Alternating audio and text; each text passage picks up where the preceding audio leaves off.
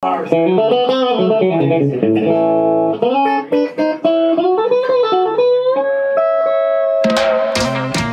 started playing guitar when I was like 14, I think, and I had played piano and trombone before that. My mind was always drawn to music, but it took a while to kind of figure out what was the right instrument for me. I listened to a lot of Metallica and just kind of very guitar-centric rock music in the years leading up to that, but I was also raised on like Beatles and stuff. I used to be really into like jam band music, and everyone kind of, in that scene, everyone sort of gravitated towards a Trey Anastasio 2-humbucker guitar with like a bunch of sustain and overdrive. I don't like just one tone. I mean, I have a fundamental tone that I'll stick to in a lot of ways, but I am all about like being capable of kind of going from everything like to, you know, twangy to smooth jazz, you know? So yeah, the guitar that you've worked on the most for me essentially can do everything from like heavy humbucker tones to strat in between tones, and that's kind of what I need. So yeah, no, it's, but yeah, I could talk about that stuff all day, so I don't mean to ramble, but yeah. I've gotten to play at like Newport Music Hall a number of times over the years, and the first few times I got to do that were super special.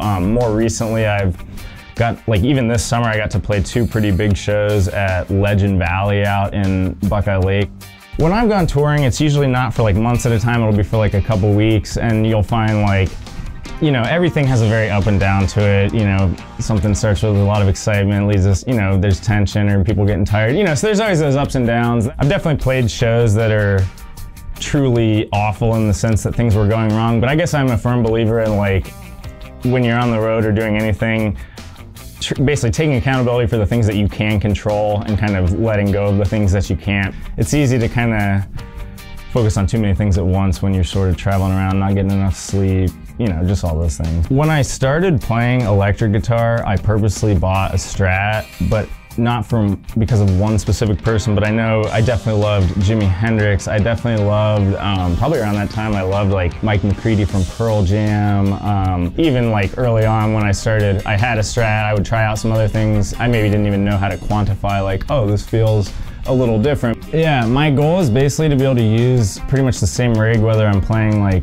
I'll do a lot of like solo shows at breweries where it pretty much needs to be quiet, or I'll even play up to, you know, pretty big venues, outdoor festivals and stuff. I don't use any amp modeling or digital stuff, but not because I'm a total purist, it's just what's been working for me. But I play through either a Princeton reverb reissue or a deluxe reverb reissue. I have a pedal board with about 10 pedals on it, which seems like a lot, but I use them all. Basically the goal is like the bigger or the smaller show I play, I can still use the same thing.